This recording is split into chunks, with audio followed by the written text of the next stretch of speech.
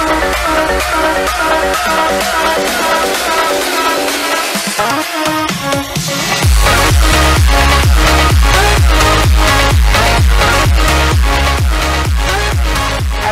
very good morning to you. It's good to see you on this 5th. Is it the 5th? Yes, it is the 5th day of April 2023. I hope you've had a better start to the day. Welcome to the show. This is Your World, and my name is Winnie Lubembe. And of course, today we want to talk about something that, again, is very important for all of us, and that involves our smile, our dental health, and that is as far as we'll be focusing on dental fluorosis. But again, of course, we wanted to understand, whole aspect about oral hygiene and why it is important for all of us to be really, really mindful about. Because I know most of my time when we talk about oral hygiene, most of us think, so you just brush your teeth and then, you're good to go. But there's so many aspects and facets as far as oral hygiene is concerned. And that is what we'll be focusing on today's conversation. So you want to stick around until the end of the show to learn more on the same. But of course, to also help us with that conversation, we have David Ochola, who is here to share his experience and his journey as far as fluorosis is concerned. So it's so good to see you, David. Thank you so much for, first of all, making time to be with us and also sharing, your story. And of course, we'll also have Dr. PJ Muriuki, who is a dental surgeon. So good to see you this morning. How are you doing? Very well. All right. Karibuni sana, both of you. Can we just start with oral hygiene, get to understand what exactly is it all about, and what are some of the most important facets of the same that we should know about? Right. Thank you so much, Winnie, for having me. My name is Dr. Muriuki PJ, as you said. I am a dentist, and also I serve with the Kenya Dental Association as a council member. And more to that, I'm an oral health advocate. I am all about disseminating information to the patient, so that we make an informed patient, so that people are more aware about their oral health. Because like we say, oral health is like a precursor of your general health. That's true. So when we talk about oral health, basically we talk about taking care of your mouth. Most people think it's just teeth, but the mouth has a lot of components to it. Okay. So it's about brushing, and we all know that we're supposed to brush at least twice a day. And it's good to clear it that it is after meals. Okay. Because I remember when you were in primary school. There was a song we used to sing that you wake up in the morning, you brush your teeth, then you take your breakfast. I think that was wrong. And I think that is a common practice for so many people, because majority of the people don't take breakfast. And especially if you have to leave for work very early in the morning, majority of people would, wake up, brush their teeth, shower at the very least, and then get out of the house and maybe have their first meal at around 9, 10. So after meal. It is actually after meals. After your breakfast, that's when you brush. And again at night, that's the most important time. Before you go to sleep, that should be the last thing that you do. So that by the time you're sleeping, your mouth is clean and healthy. And also, that's basically the responsibility of the patient. That's the least that you can be able to do at home. The other things like flossing and making sure that you hydrate, and again, you also need to be helped by an oral health care practitioner. That is most of the time a dentist. So we know that we are supposed to go to the dentist at least twice a year. So all that encompasses taking care of your mouth, including your teeth, is what we call oral health. And I love the fact that you have, your I would say, I don't know, models. Yes, I was about to say tools, but I'm like, no, those are not the tools that you use. You have models, to also show us how, because majority of the times we just think, since brush your teeth, it's common practice, it's very easy, just 5 seconds or 10 seconds and you're out of the house. So I think you'll also be showing us how, the proper way of brushing your teeth, and it's not just the teeth, in itself. Okay, I'll come back to you for that, Dr. PJ, but let's speak to David. So David, you grew up in Nairobi, right? So I want you to take us back all the way to your childhood. What it is like, and of course when it comes to the information about oral health, because again, you're here today to mostly share your story with us as far as fluorosis is concerned, right? But let's just first of all get back to the basics. What was it like? Growing up, I grew up at a place where I couldn't tell that I had an issue with my teeth because most of the kids that we grew up with had the same. Okay. So I only got to realize this issue once I started interacting with kids from school and kids from other places. Okay. Yeah.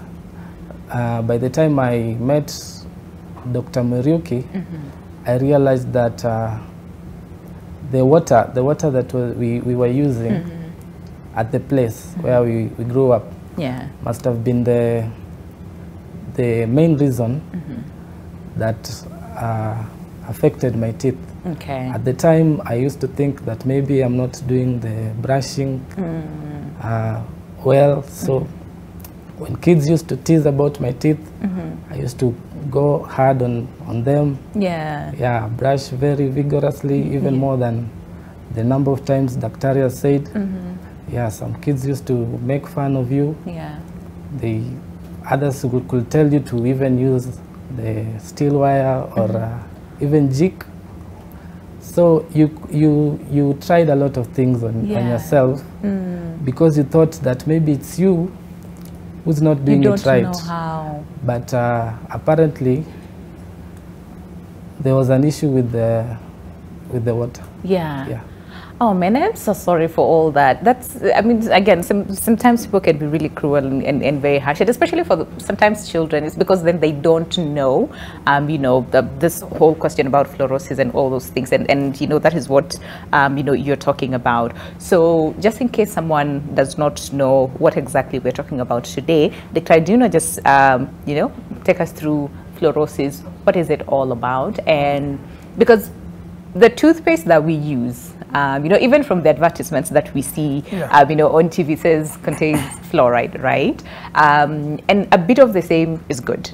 But then again, it's also not good. So can we just first of all understand fluoride, you know, in itself, what is it all about? Why is it good? But then in excess, it can be bad. And then we'll come back to then the condition itself. Right. That's a very good question. Because like we said, we are talking about dental fluorosis.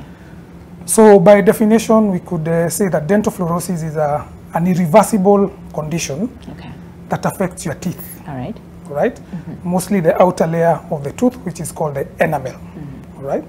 So it's caused by, you know, excessive ingestion of fluoride. Right?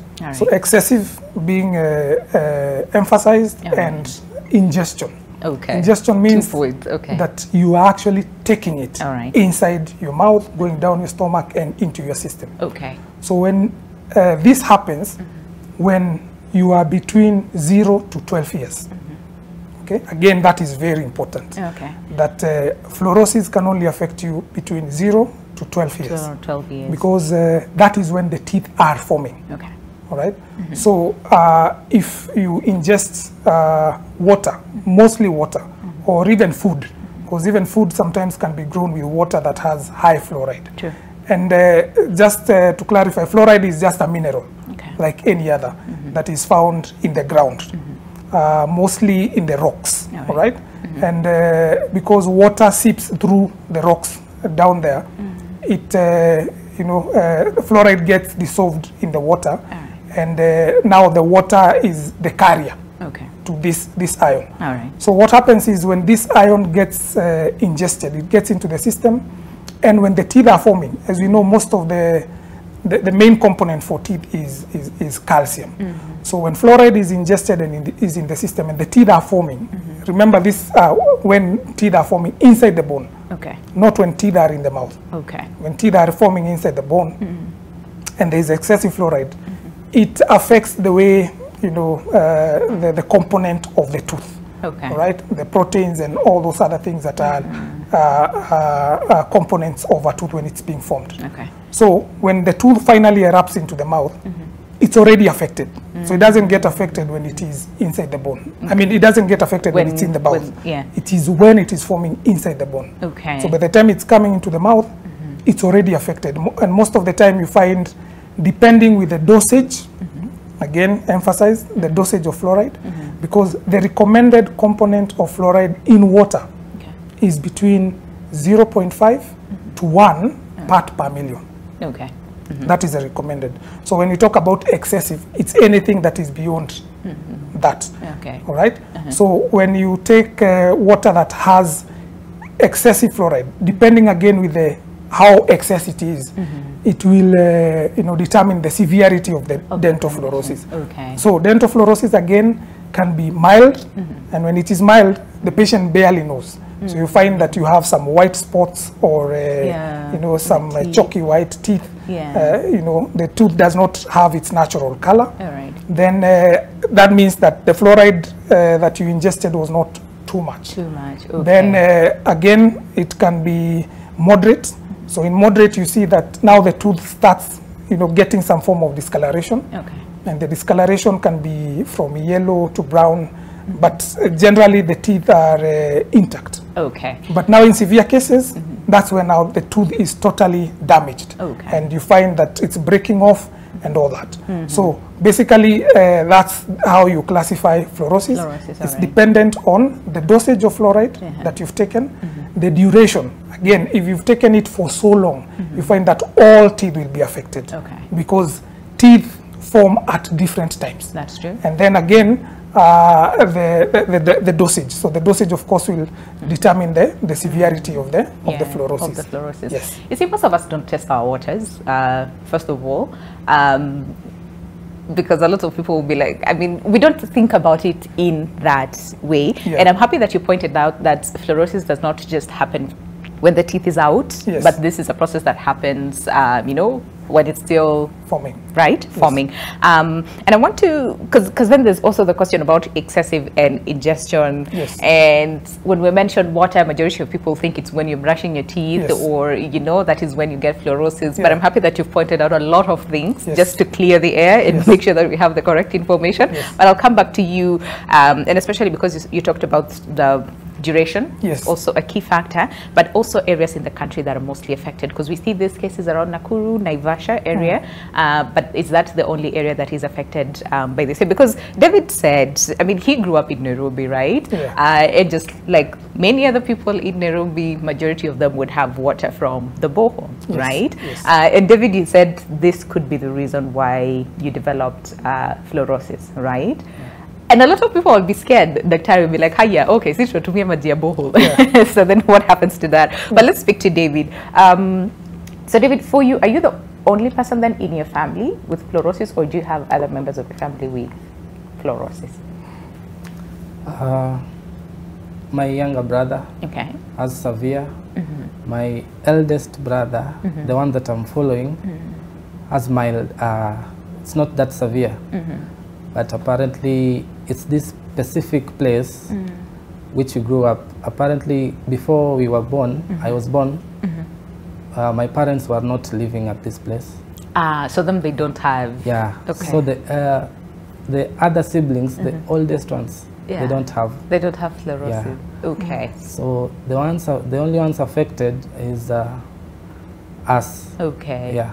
All right. And you said there are some with severe, others with mild. Mild, yeah. Your cases? My case is severe according to how the doctor told me. Okay.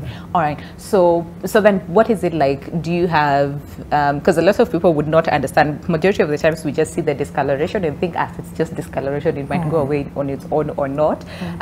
But could you describe it to us? Is there like maybe pain? Is it just the discoloration, or, what is it like? On top of the discoloration, there is always pain. Okay. Pain, yeah. Yeah, it's not like a normal person will have a toothache after a few years. Yeah, you're always constantly suffering from toothaches, your gums may swell at times. Yeah, and you also, your hygiene now, you have to be more careful even with brushing. You need to have soft brushes. You can't use the hardest ones, because the more you brush, the abrasion also, it takes away the remaining enamel. And it takes a toll on you, especially even when I was scheduled for a job interview, And even before I sat, as I entered the interview room, as the guy saw my teeth, he just told me, no, we can't, because apparently it was a service industry, and they prioritize their looks. So I felt bad, but I've come to accept. Yeah. Yeah. Man, that's just okay.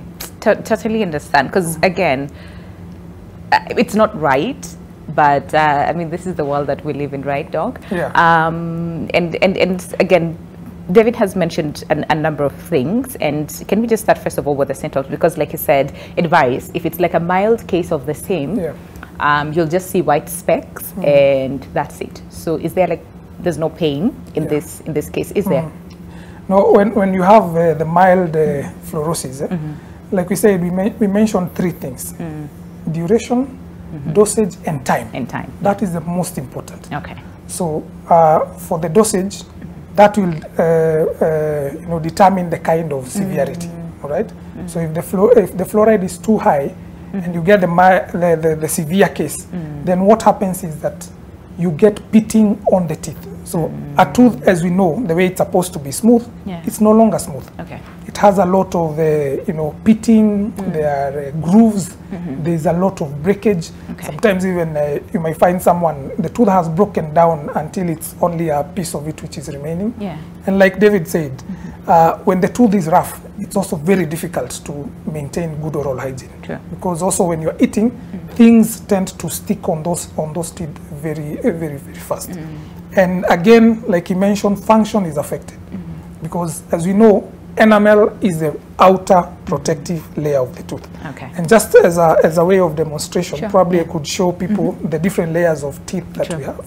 Okay. So this is how a tooth looks like. All right. From the outside, this is the gum, and this is the crown of the tooth, what we see. So if you section this tooth into half, this is how it looks like. All right. All right? So we have the three layers of the tooth. So the enamel is the outer And the layer, outer part, yeah. and this is the protective layer of the tooth. All right? Then we have the inner layer, which is the middle layer, which is the dentin, and then we have the the center of the tooth, which you call the pulp. This is the living part of the tooth, All right. where we have the nerves and the blood vessels. So now when you have fluorosis, this outer layer is affected. And remember, this is a protective layer, Of the which tooth, protects yeah. the tooth so that you don't feel pain. True. All right? So when this outer layer is worn out, like is the case with the severe fluorosis, it means then even that patient is constantly having sensitivity. All right? Yeah. Sensitivity, and in some cases they can have even pain. All right? So then again, in terms of even cleaning, because this layer is supposed to be very smooth, you are not able to clean because there's a lot of pitting, right? And when you can't keep good oral hygiene, also the gum gets affected. So it's a ripple effect. Yeah. And like David said, it's not just a matter of aesthetics. It is also a matter of function. And we see it mostly in kids who are starting to get aware of themselves. And it takes a huge toll on them. It's not even, they don't just get affected when they are, adults, but mostly, especially when they are teenagers. Because this is the time when someone is getting aware about themselves. Yeah. So they are getting teased in school. Sometimes even there is a kid that I saw who suddenly started performing dismally in school. And they could not pinpoint a reason, and only to find out it's because of the bullying that she's undergoing in school. Because of the way her teeth look like. And immediately we did treatment that changed to the better. So it has a lot of impact, both emotionally and also in terms of function. Okay. So if it can be prevented, and like I said, it is an irreversible condition. Yeah. Even what we do as dentists, it's not treating it per se. It's just It more is of basically management. more of management. Yeah. To make sure that we take care of the sensitivity, we make sure that the patient is able to feed, and also we restore the aesthetics, of the patient. Absolutely. So it's basically concealing the problem, but the problem is still there. It's still there. And then also let's remember, it's not only the teeth that are affected. We also have what we call skeletofluorosis. All right. So because the fluoride that if you continue ingesting the fluoride, even as an adult, the bone will continuously get affected, the skeleton. Because unlike the teeth which are affected between 0 to 12 years, bones are always remodeling. Once teeth form, they do not change. They just stay as they are. Yeah. That's why when you get a cavity, it doesn't heal by itself.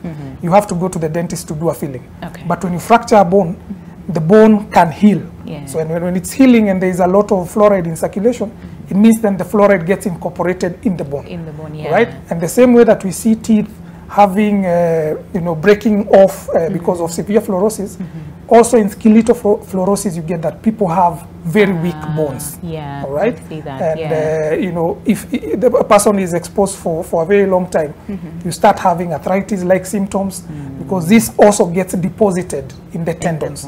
So there are so many other effects of high fluoride in water other than just teeth. Just the teeth. And I'm happy that you've pointed that out. How about we take a break? And then when we come back, because you talked about the fact that this is irreversible, but again, we can prevent, the onset of the same. So I think you'll tell us then, how do we prevent it? Yes. Because we need water, right, to survive. So then how do we prevent it? Do we need to test our waters regularly? Do we then move from where we live? Or what exactly happens? And of course, for David as well, you also take us through, now your journey with Daktari and how you're doing right now, even as we focus on the same. But again, if you have any question as far as dental fluorosis is concerned, feel free to engage with us on our socials at NTV Kenya, both on Facebook and on Twitter. But again, you can reach us through, our numbers down at the bottom of your screen. Give us a call, and of course, Daktari is here to answer all your questions as far as dental fluorosis is concerned, or any other concern that you have as far as oral health is concerned. But all that is coming up after the break. Stay with us. This is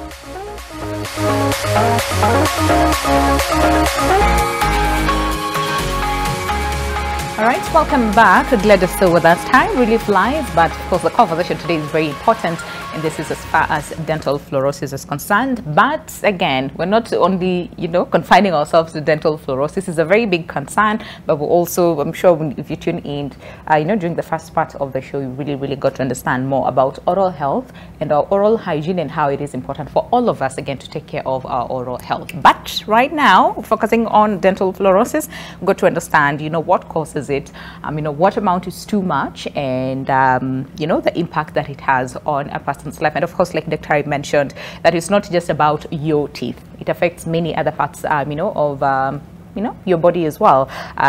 So Dr. PJ Muriuki, a dentist, who's here again to help us with the same, and of course we also have David Echola, who's here to share his journey as far as dental fluorosis is concerned. And Doc, again, how bad can it get? Because remember, we mentioned, the mild all the way to a severe case of the same. But if it's not managed or attended to in time, how bad can it get before we talk about the management of the same? No, it can be really bad to the point where other than just the aesthetics that are affected, we will also have function. And remember, we said nutrition starts in the mouth. If you're not able to take anything that you want, then also the rest of the body is affected. So when function is affected in the mouth, it means you're not able to chew your food properly. All right. Then you become selective on what you eat. You might not be able to get some of the important food that you want to eat. Eating meat becomes a problem because the teeth are continuously paining or sensitive. So generally it will affect even the rest of your body because of that. So mostly in severe cases you find that the patient is not even able to feed properly, and also of course goes without saying that their outlook and their aesthetics are affected. Yes. All right. And you also talked about a little bit of pregnancy during the break, which I think it's something that we need to, all of us need to hear about the same as well. Like we said, dental fluorosis affects you from the time you're in your mother's womb. So because that's when teeth start developing. All right. And we clearly stated that teeth get affected when they are developing inside the bone, not when they come in the mouth. Okay. So if a pregnant lady takes water that has high fluoride, there are a myriad of things that would happen. All right. Number one, of course, the teeth of the baby will get affected. And this is where you find that when newborns or kids are born and the teeth start erupting in the mouth, the teeth come out very weak. Right. And they are always flaking off, or the mother says, you know, the baby teeth are decaying. Sometimes they actually cut off and they're just left with the root inside there. But even before that, fluoride, like we said, has systemic effects, also on the baby, because it's able to pass through the umbilical cord to the baby. So when pregnant women take consume water that has high fluoride, there is also research, because we are scientists, that has shown that there are cases that are associated with low birth weight and even preterm low birth weight. All right. This is kids who are born either prematurely or even when they are born with you know, low birth weight, and this has also been associated with fluoride. Other things that can happen and which have been proved by research is that these kids sometimes would even get neurological effects because of the fluoride. There is research that has shown that kids who were born in areas that are endemic with the fluorosis, they have low IQ. Oh, wow. All right. Yeah. So those are part of the other problems that you expect with pregnant women. Yeah. Yes. Has a greater impact, and now we understand why it's a really concerning you know, issue, especially amongst dentists, and like we said, majority of the times, and initially back then when we thought about fluorosis would, you know, concentrate on specific areas, but you talked about Nairobi now becoming endemic. I'll come back to you to understand why that is the case. But David, we talked about several issues, right? And that is the impact that fluorosis has. You know, when you talked about pain, you've talked about the stigma that is out there. You've talked about, you know, how, again, this can take, you know, an emotional and even psychological toll on you. Dr. mentioned a little bit about the bones. So can you relate? Do you know, and especially when it comes to the bone and weakening of the bones and all those things, have you encountered such? The weakening of the bones because of the, you know, high fluoride?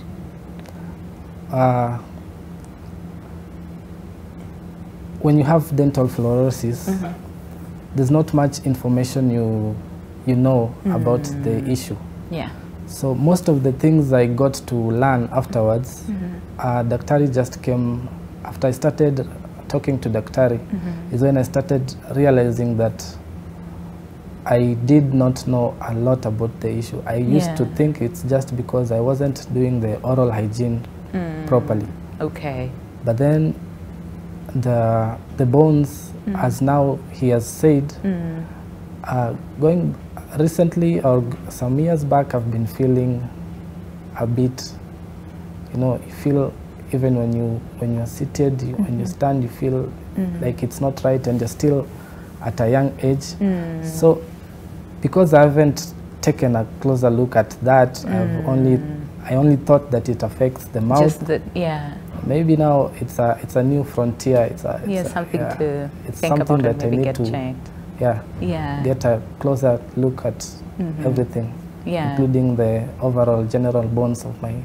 I see that. I see that. And I'm happy that even as we're here, we're all learning together, including you. And also, again, just on your day to day, because again, like you said, there's a lot of pain, you know, that is associated with the same. So do you find this affecting even the kinds of foods that then you eat? Because we have others that are a bit of tough, you know, others are soft. So do you find yourself in a place where you have to choose the kind of food that you take just to ease the pain? Yes, definitely. You tend to not eat foods that are very tough, foods that are crunchy, and even sometimes you might not even take the foods that are soft, even the bread sometimes, because when you take it, it will, because you have a severe fluorosis and some teeth have holes. You even don't want to eat bread because you know that the debris will remain. So a good percentage of food you have to shy away from. Food that are very sugary, they usually trigger toothaches afterwards.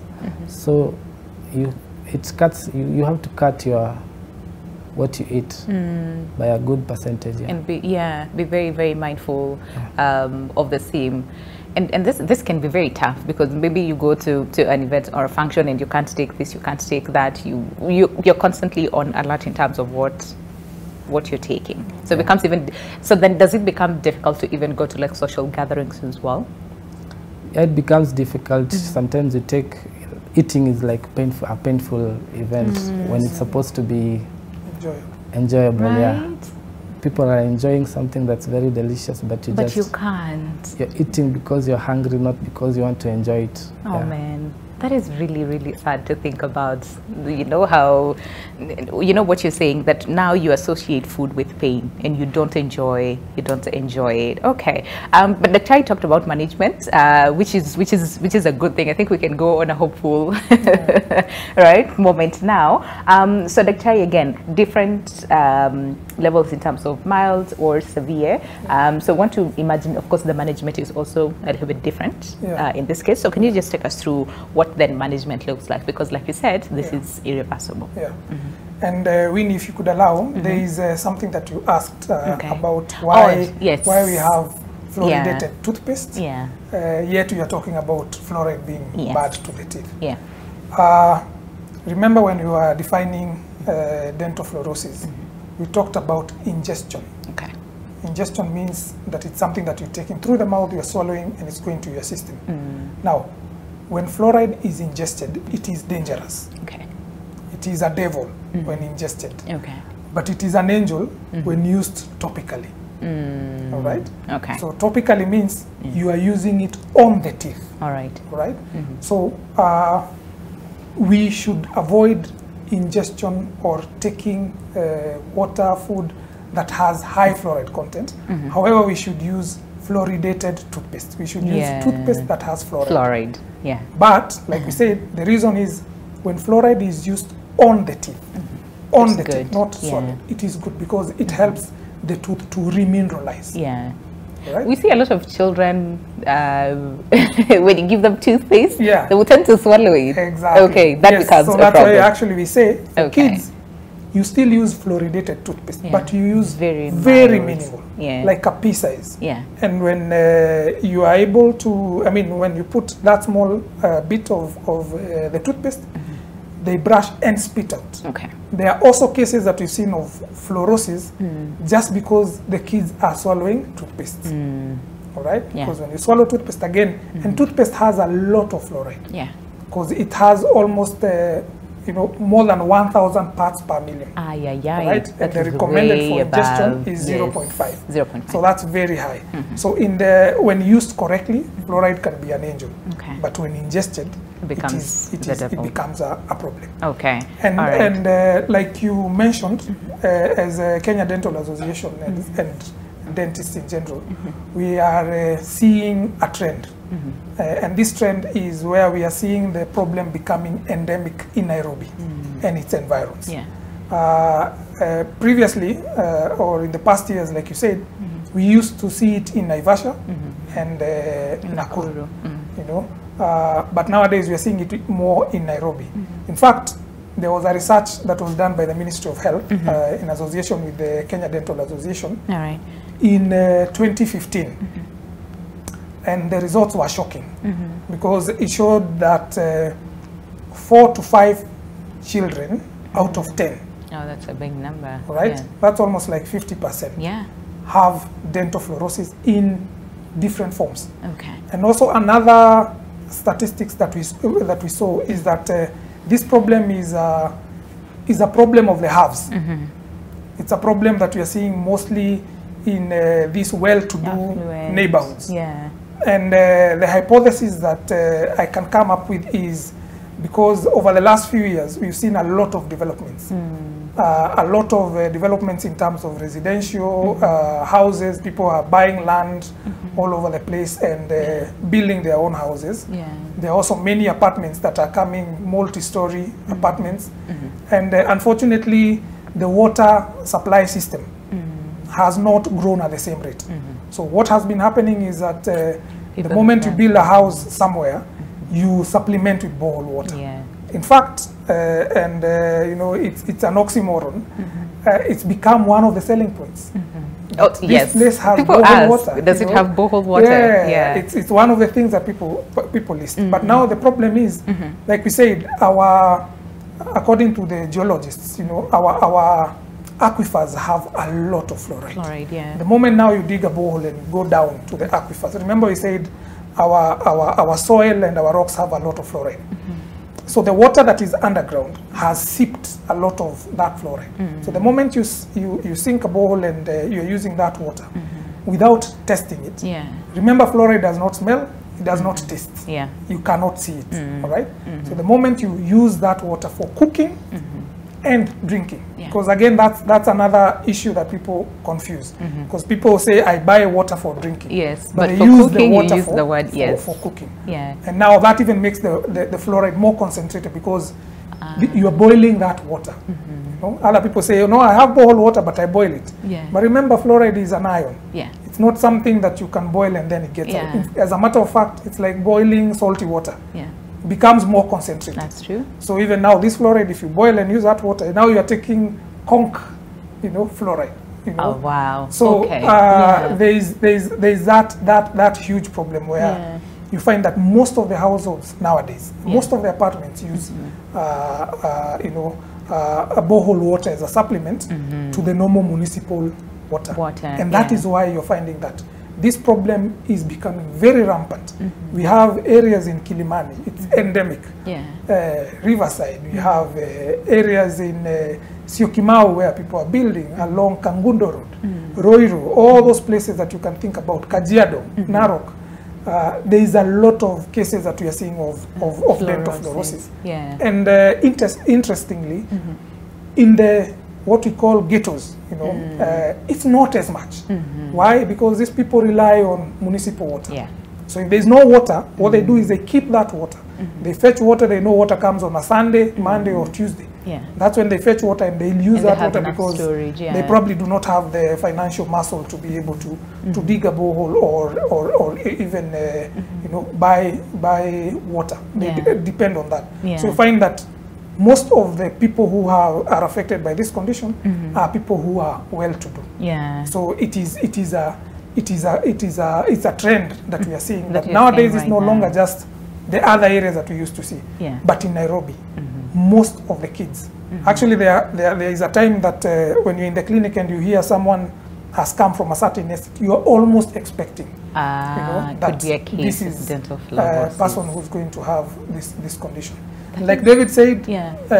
I think they were living around Kenyatta, right? Yeah. Yes. Around Kenyatta area. And all the kids in that apartment were affected. Recently, I think we've seen even stories on the news. Some Yeah. estates have sued their developers Yeah. because of you know, the boreholes having a lot of fluoride. Yeah. So I think it is very important that people become very deliberate on the water, and this goes out to the government, you know, that there needs to be regulation of these people sinking boreholes. The moment you sink borehole, it is important that that water is tested Okay. and deemed fit for human Yeah, consumption. consumption. And also at a personal level, if you can be able to control the kind of water you take. There are many ways of you know, dealing with that. And like we said, prevention is always better than cure, Than cure, because absolutely. management is very expensive. Very expensive, Yes. yeah. And I'll come back to you, you know, on the management. And I can see time, time is really, really flying. But David, so understanding this, because now I'm very concerned. I'm like, then what do we do? You know, because Yeah. like you said, majority of us would say, I buy water, but then again, you know, for cooking and you know all those things, you would just use the water from, you know, the borehole. But now, you know, what you pointed out, I'm like, oh, okay. So what do we do? But he'll tell us more, Daktari. Yes. But David, so understanding all those things, are there some changes that you've had to make? You know, and with the fact that, yes, you have dental fluorosis and you're doing all you can just to make sure that you minimize, you know, the impact, you know, and the effects of the same, talked about pain and all those things. But so what are some of the things that you've had to change, even as, you know, talk about management of the same?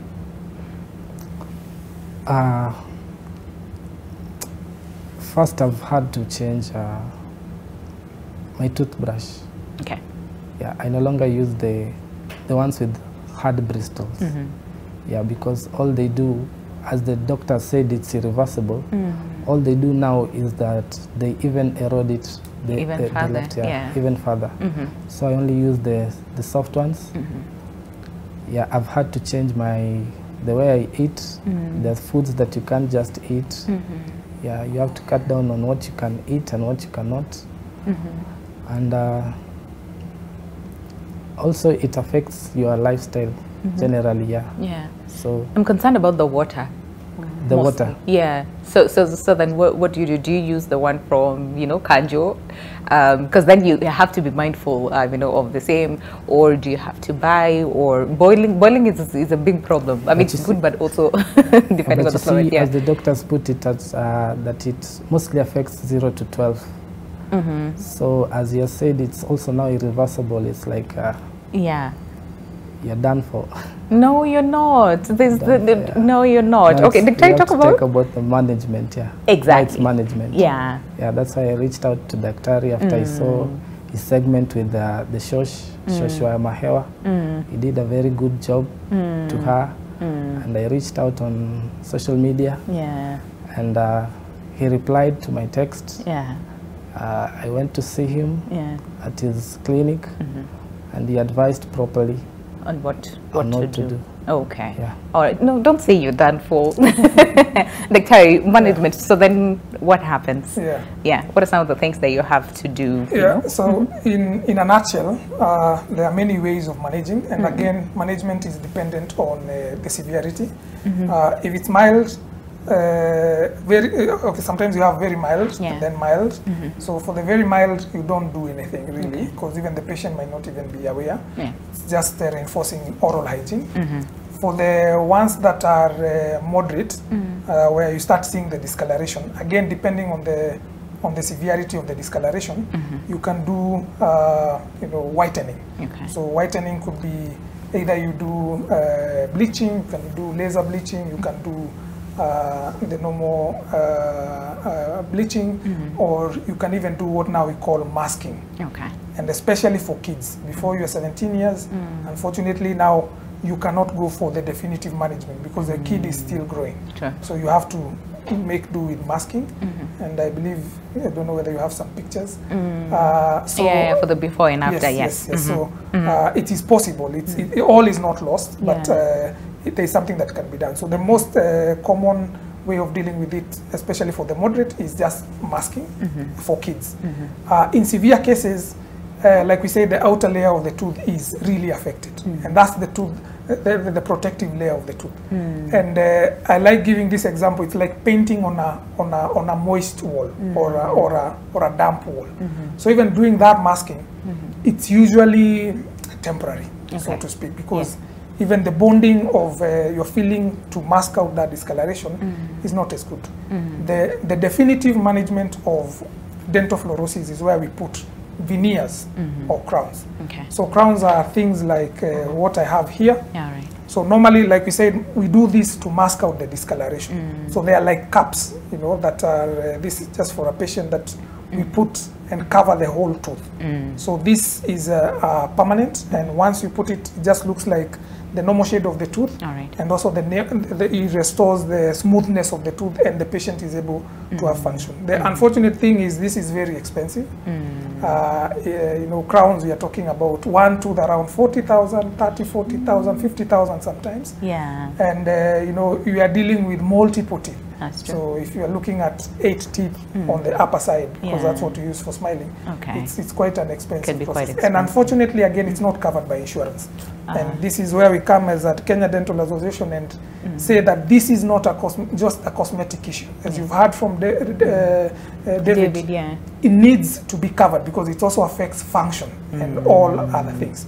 But most importantly, if possible, prevent. Focus on prevention. Prevent. Do you want to speak on the same? What can we do? Maybe at a household level. What can we do to prevent, even as we move forward? And I can see your time is far much spent. Jetso is about to get us out of the studio, but very quickly on prevention. So there are things we call defluoridation machines. So defluoridation machines are machines that are supposed to remove the excess fluoride and any other mineral, because it's not just fluoride. Yeah. The moment you find fluoride, there are also Other other minerals. lead and all other things that can cause damage even elsewhere, including cancer. So if you are, the process of defluoridation is a very expensive process. So what we normally recommend is something that is just, you install something that is just going to defluoridate, not the water for flushing the toilet, but the water that you use for drinking and cooking, because that's how you get affected, drinking and cooking. So we have many companies that sell those water purifiers, but unfortunately most of them do not alter the mineral composition of the water. So they just remove the impurities, the physical impurities. So you have dirty water, here you'll have clean water. But if it was dirty water with high fluoride, it will still be clean water, but still with high fluoride. So the most important thing is to have a defluoridation machine, a gadget, and it has to be purely for borehole water. There are many that are available. I'm not sent here by any, so any of them. But the most important thing is we are scientists, and whatever there is, I'll not mention again, but there is one which was done by some of our colleagues after research, because again, whatever you have in the market is for global production, but our water is very, very bad. So some of our colleagues did research and partnered with some other scientists in Germany, and they were able to come up with something which can be able to help. So you just install it in your kitchen sink, and it defluoridates and purifies the water at the same time. So it comes with its own tap. So the water for cooking you fetch directly from that tap. And also the water for drinking. So other than making sure that you have safe water, it also of course saves you the budget of having to buy water. I see that. I see that. And time is not on our side. David, 30 seconds. Understanding this and what you know now as far as dental fluorosis is concerned, what would you say, and especially to the people who are watching us today, very quickly in like 30 seconds? I will just urge the parents to really take care of the kids, because kids go through a lot. Sometimes they won't even tell you what they've gone through in school, and this affects their mental. That's true. Because if a kid can go through bullying in school and not tell you, it's even worse than they come and tell you. So take care of the water they drink, anything, not only water, but any other substance that might cause them harm. That's true. I like that. I like that. Thank you very much, David Ochola, you know, who's here to share his, you know, story as far as dental fluorosis is concerned, and all the very best, you know, even as you focus on the management of the same. Don't lose hope, like Dr. Harry said. And of course, thank you very much as well, Dr. PJ Muriuki, who's a dentist, you know, here to really share all the insights that we needed to have as far as dental fluorosis is concerned. So really, thank you so much, Dr. You know, we can continue, you know, but then time is not on our side. But again, we'll sure create another episode, you know, of the same. But for now, have yourselves a lovely day ahead. I know you have learned a lot from today's conversation. Let's focus on the prevention, because dental fluorosis goes all the way beyond just the discoloration of the tooth. So now you know better, do better. All right. So see you tomorrow, same time, same place, right here on Your World. But until then, have yourselves a lovely day ahead. Goodbye.